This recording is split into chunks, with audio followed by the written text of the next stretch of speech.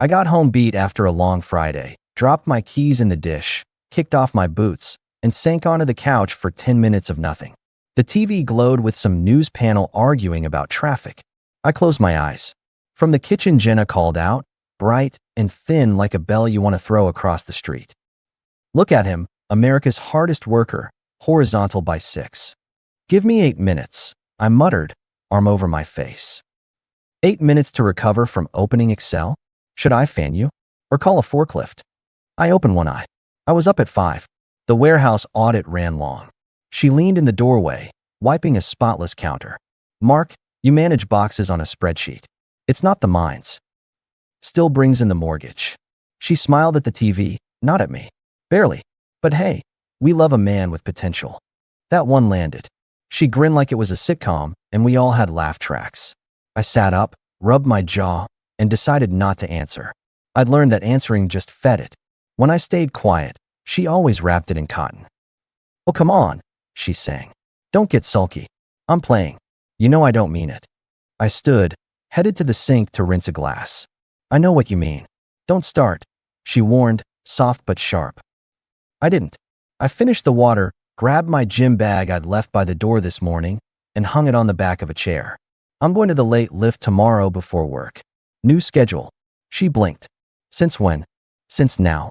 I checked my phone, shot a quick text to Luis about moving our Saturday drywall plan. "And I'll handle my meals this week.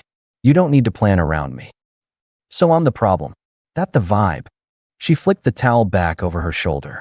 "You know I'm joking when I mess with you. Jokes don't need a weekly calendar. Drama doesn't either," she said, and drifted back toward the hall.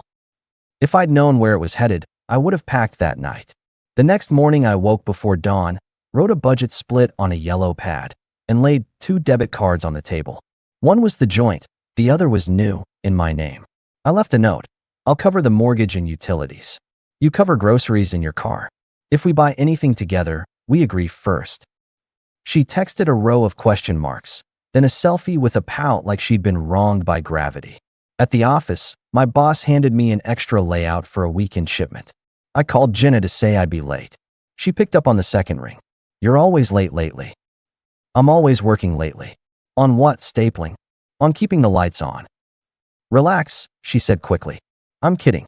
Don't get your feelings in a knot. You know I hate that phrase." "Then don't hand me the setup." I stared at my monitor, counted to 6. "I'll be home by 7.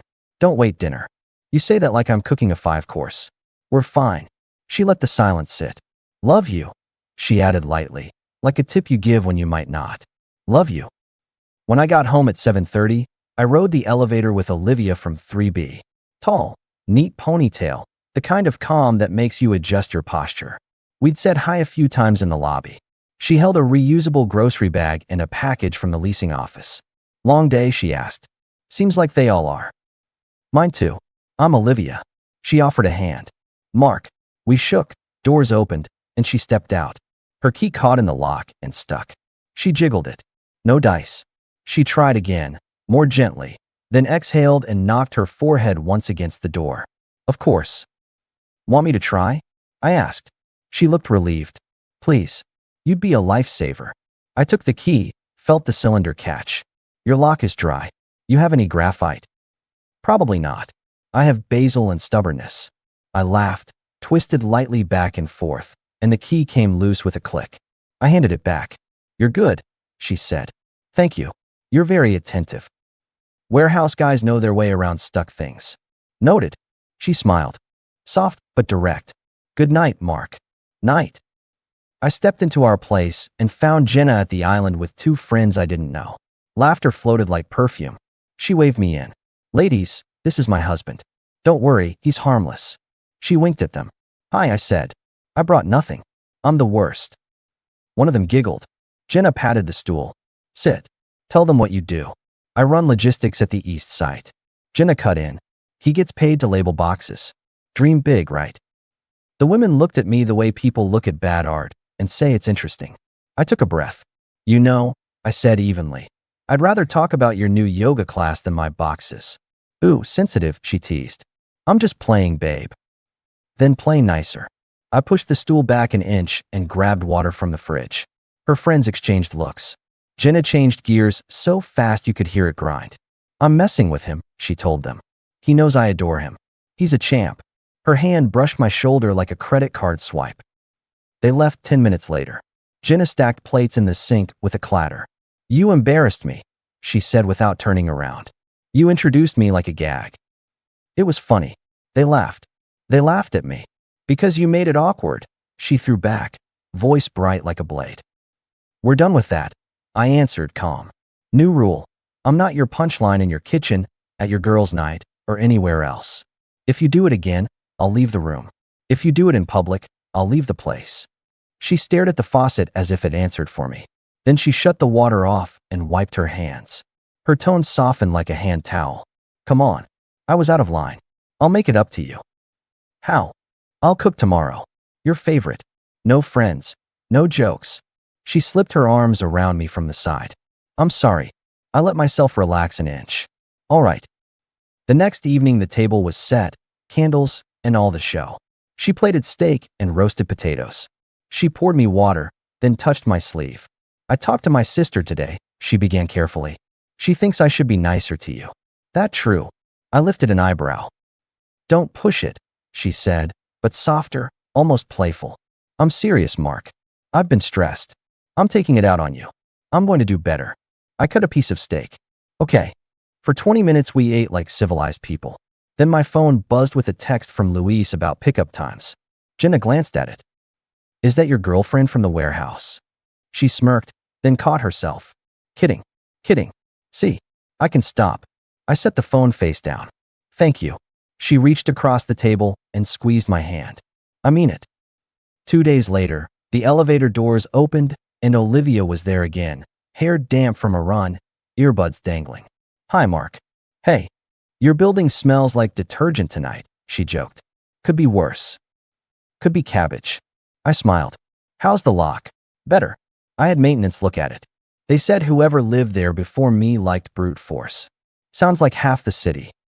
She paused, then nodded toward the stairwell window looking into the parking lot. Is that your truck? The gray one. Yeah. It's clean. That tells me you're either organized or bored. Organized. Thought so, she said. Nice to see. The doors slid open to our floor. Jenna stepped out of our apartment right then with a bag for the trash, saw us, and stopped like a teacher catching a note in a desk. Hi, she announced, a little too bright. Neighbor chat. Elevator small talk, I said. Olivia, this is my wife, Jenna. Olivia offered a polite hand. Hi, Jenna. Jenna gave a smile that didn't touch anything. Hi, Mark, trash chute's full, so do the back one. And don't scratch your delicate hands. Olivia's eyes flicked to me, then to Jenna, then back to me. I'm going to head in. Have a good night. You too, I told her. Jenna walked 2 steps past me and whispered, You enjoy that? You like the attention? I like being treated like a person. By a stranger. By anyone. She laughed once. Relax. I'm playing. I'm not. She dumped the bag at my feet, as if the floor was my job description. Take it out. Try not to get lost with your new fan club. I carried the trash down the back stairs in silence and added a new rule to my head. No more standing there and taking it in corridors. If she started, I ended the scene. Saturday, our friend Carl hosted a backyard hang at his rental near the river. A dozen people, coolers, kids tearing across the lawn. Carl's the kind of guy who speaks in baseball references even when you're talking about coffee. Big hitter, he called when I walked in. You on grill duty? I trust you with fire. I can manage meat. Jenna trailed me with a salad bowl and that smile she used when she'd picked out a new audience.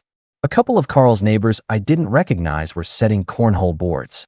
Everyone, this is Jenna and Mark, Carl's wife, Dana, said. He's the logistics ninja.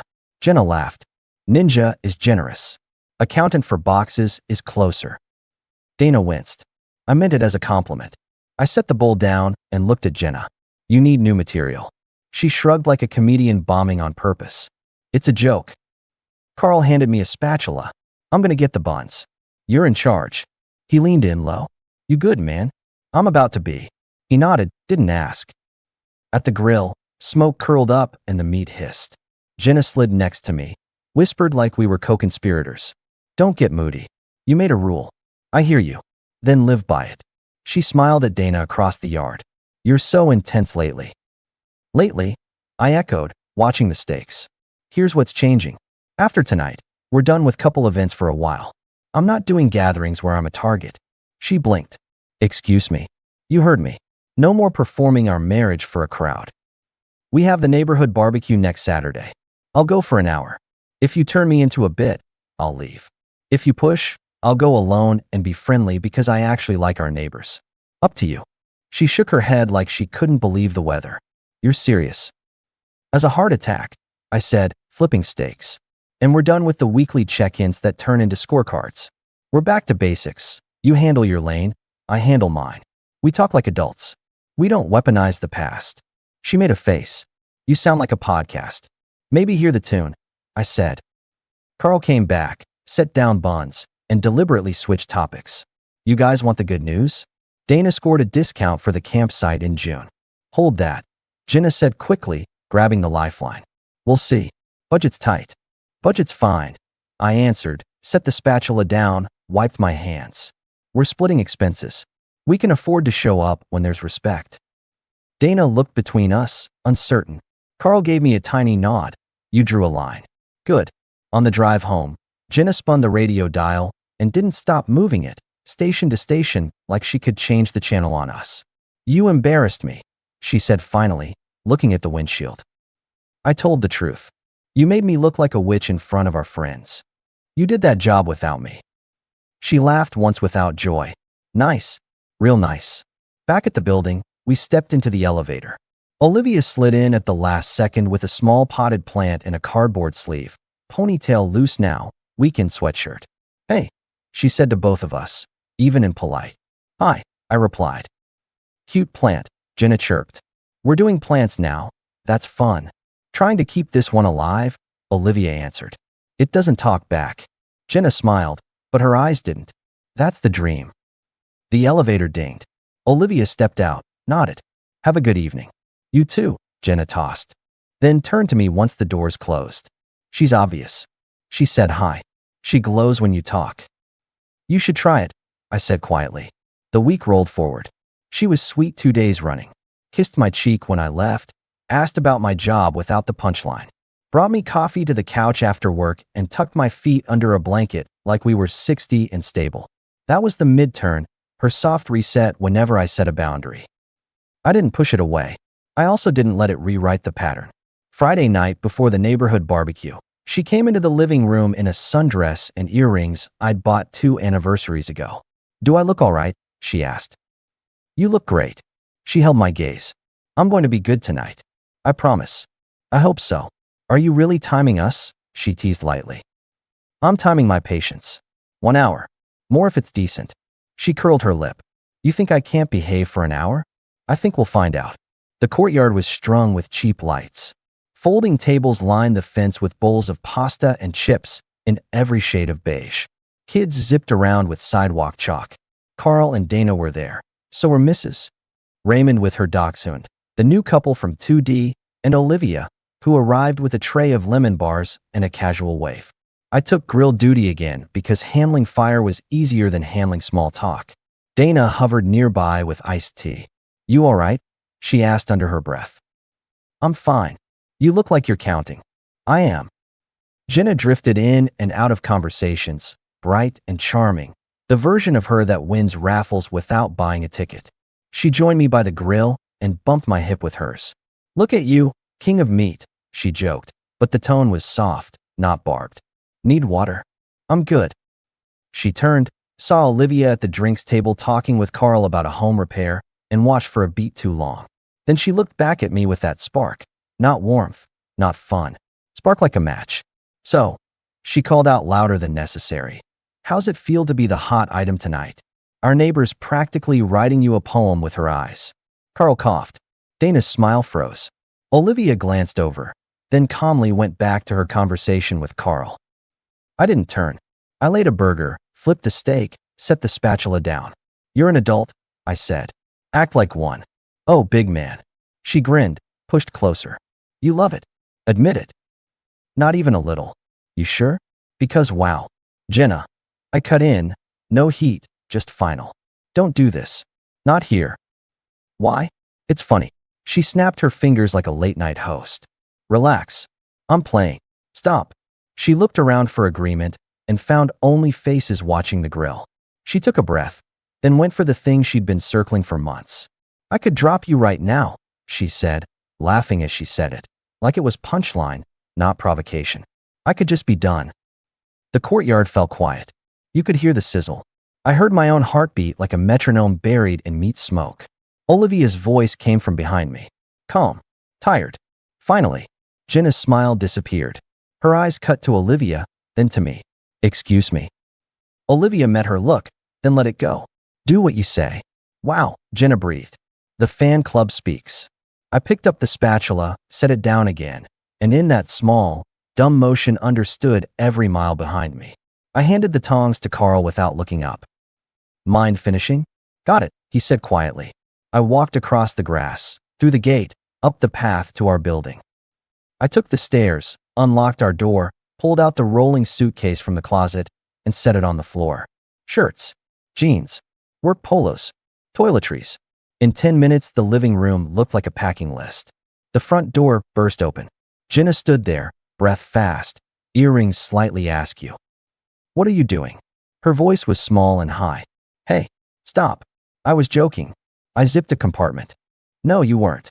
Mark, stop, she pleaded, stepping over the suitcase. Please. I lost it. I shouldn't have said that. I was mad. She was disrespectful. You know I didn't mean it. I held her gaze. I know you perfectly. That's the problem. She reached for my arm. Don't do this. Don't make a scene. We can talk. We've done nothing but talk, I answered. I'm done being the warm-up act. I'll change, she rushed. I'll talk to someone. I'll stop with the jokes. I'll do whatever you want. I want respect that doesn't need a warning label. She started crying. Not the loud kind, the quick, practiced one. Please don't go. I lifted the suitcase upright. I told you the rule. You crossed it at full volume with the neighbors holding plates. I panicked. You performed. I rolled the suitcase past her. She grabbed the handle, then let go. Where will you even go? A place with quiet. Is there someone else? Is that what this is? No, I said. There's no one. There's just a line. I stepped into the hall. She reached the doorway, voice breaking in a new register. Mark, don't walk away. I paused, looked back once. We're done being a joke. I took the elevator because it felt honest. The doors closed on her hallway, her framed prints, the dent in the baseboard we always said we'd fix. I walked out to my truck, loaded the suitcase, and drove to a small furnished rental 15 minutes away that I'd toured on my lunch break that week after writing those rules. That was my other initiative, a contingency plan, ready if the line broke. The place smelled like fresh paint and new carpet. No photos. No history. Peace. I slept like a man who finally stopped holding a door closed in a windstorm. Saturday morning, I filed paperwork. No drama. No speech. I put my ring in my desk drawer. I changed the lock screen on my phone from a wedding photo to the river near the job site, gray and honest. By noon, my phone was a bomb. Please talk to me. That wasn't fair of me. I wasn't thinking. I can't breathe without you. At 2, a longer one. I'm sorry. I know I've been cruel. I don't know why. I will fix it. I'll call someone Monday. Please don't throw us away over one mistake. I didn't answer. I set the phone face down and went to the hardware store for a toolbox for the rental. On the way back, I grabbed a sandwich and ate it standing at the counter, reading the lease. My hands didn't shake. It wasn't anger. It was done. Around 5, a new text pinged. Unknown number. Hey, it's Olivia from 3B. Dana told me you left last night. You okay? I stared at it a second, then typed back. I'm out. I'm fine. If you need anything, plant watering, spare coffee, quiet conversation, I'm around. Thanks. I'm laying low. Understood. I'm sorry the courtyard became a stage. You deserved better than that. Appreciate it. An hour later, Jenna tried another angle. I'm at your door. Please. I didn't answer. 10 minutes after that, a knock. I didn't move. Another note slid under my door. I love you.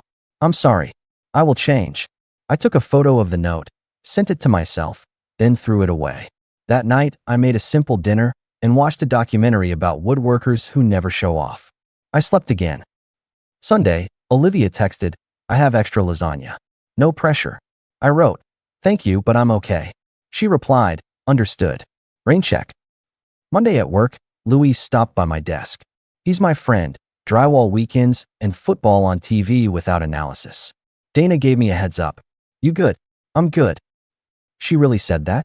Out loud. At volume. He nodded slowly. You don't come back from that. I'm not trying to. He bumped my shoulder with a fist. I've got a spare room if you need it. I'm set. Appreciate you. At lunch my phone buzzed again. I'm at the therapist. I'm trying. I typed. I hope you find what you need. I'm done. She replied instantly. You can't be done. We're married. I wrote back. We were. Then you used it as a bit. I'm not staying for the rerun. She sent a photo of tissues on a coffee table.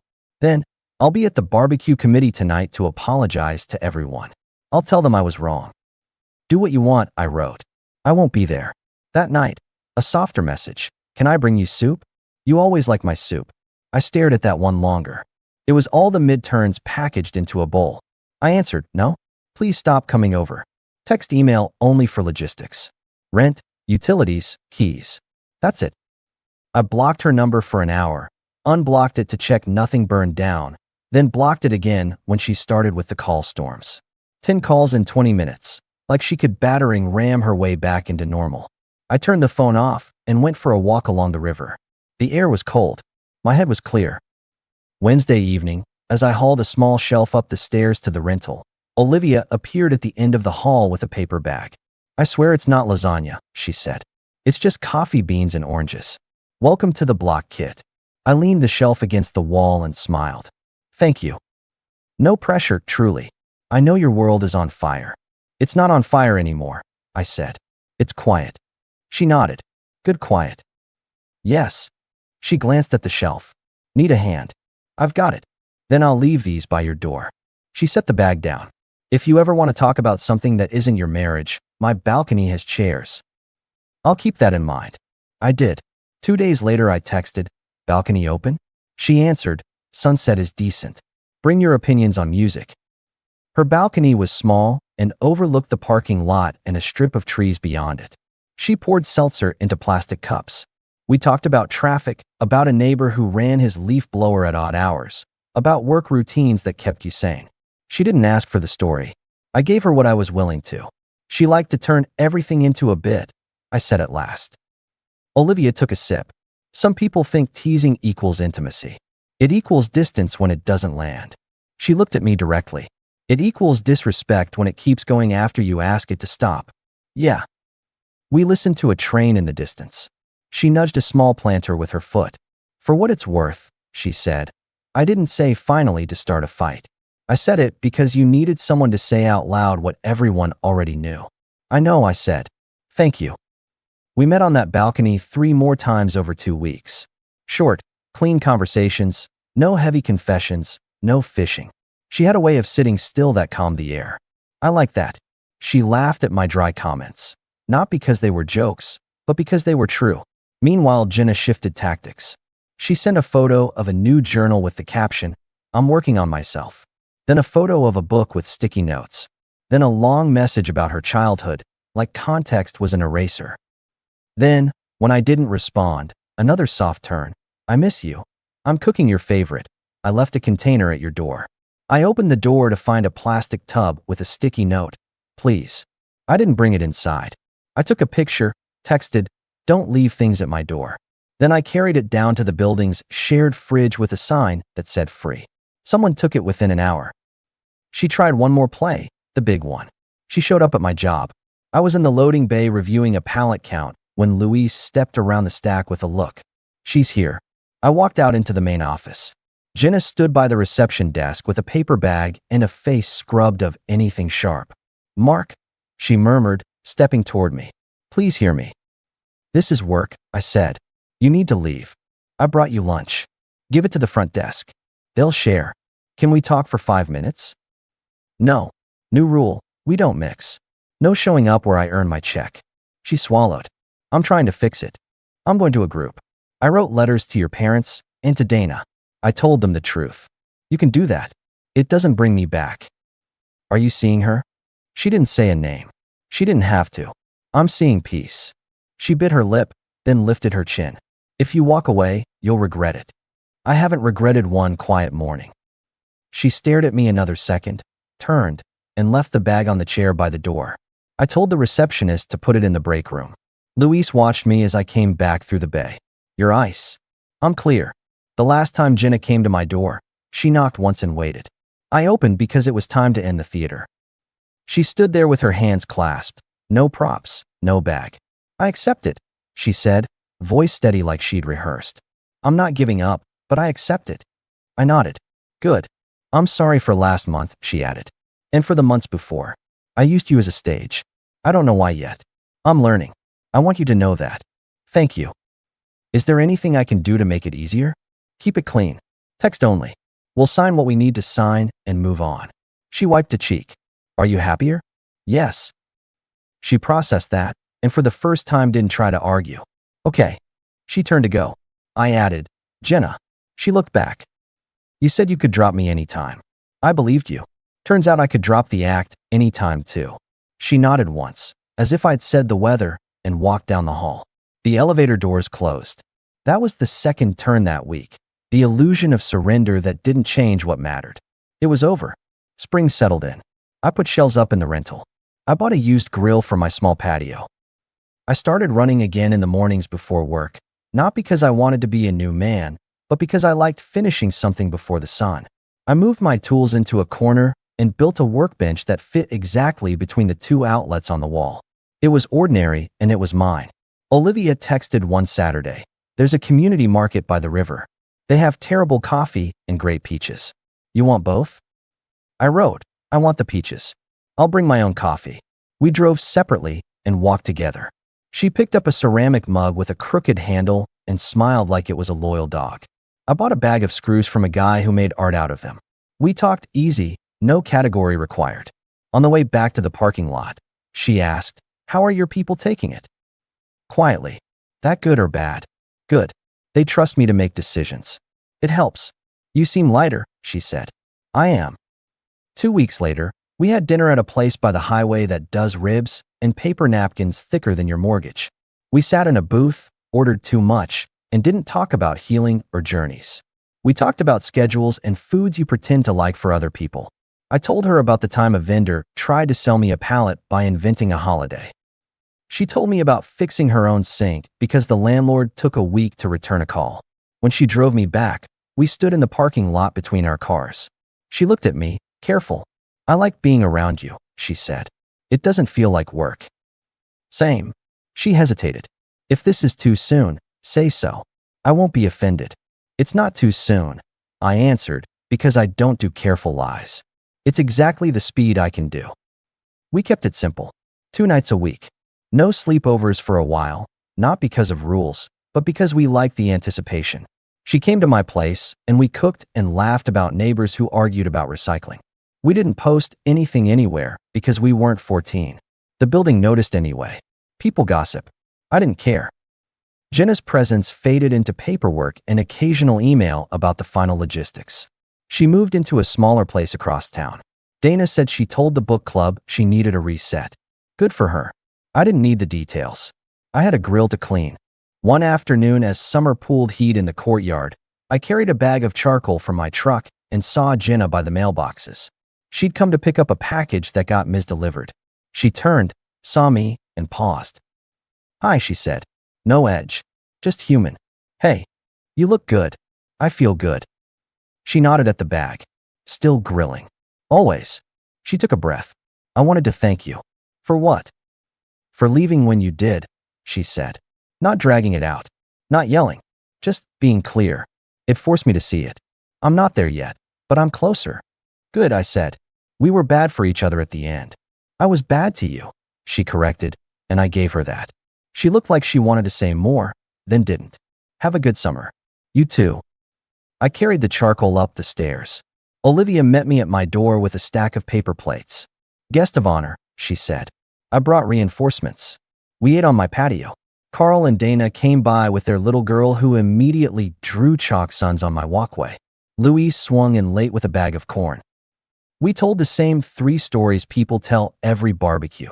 The time the grill flared, The neighbor who forgot his keys, the day the power went out and nobody cared. It wasn't a highlight reel. It was Saturday, when the plates were stacked and the lights sank behind the trees. Olivia leaned on the railing next to me. She didn't ask for speeches. She didn't need them. "Happy?" she asked. One word, the kind you don't waste. "Very." She nodded like she'd measured the answer, and it passed. A month later, I traded the truck for a used SUV with better mileage because I had different plans for my weekends now. I put a down payment on a small house on the edge of town with a driveway and a shed that begged for tools. I told my parents I was coming for Thanksgiving whether there was drama or not. There wasn't. We just ate and argued about football like we were supposed to. I kept one photo from the old life. Me at a trailhead, not even smiling, just looking like a man who'd rather walk than pose. It sat on my new mantle next to a plant Olivia picked that I hadn't killed yet. She moved in slowly, one drawer at a time, because we weren't performing this either. We were just living it. People sometimes think there has to be a grand statement at the end, a speech, a climactic scene where you win by shouting. But that's not real life. Real life is closing a suitcase, walking quietly, and never going back. It's a sentence that fits and a door that stays locked. It's the neighbor who saw you and didn't try to fix you. It's a grill that lights on the first try and a porch where you decide who gets a chair. The last thing I ever said to Jenna that mattered was in that living room when she asked me to stop. I told her I knew her, and that was the problem. What I didn't add then, but I can say now, is this. I know myself too. I know what I won't be. A joke. A warm-up. A man who takes his dignity off like a coat when he gets home. I didn't leave for a new love. I left because the old game was rigged. The payment came due when she tossed the line out there, expecting everyone to clap. Instead, people heard it. She lost the room. I gave her what she said she wanted. Then I gave myself what I needed. I didn't slam a door. I closed a chapter. My last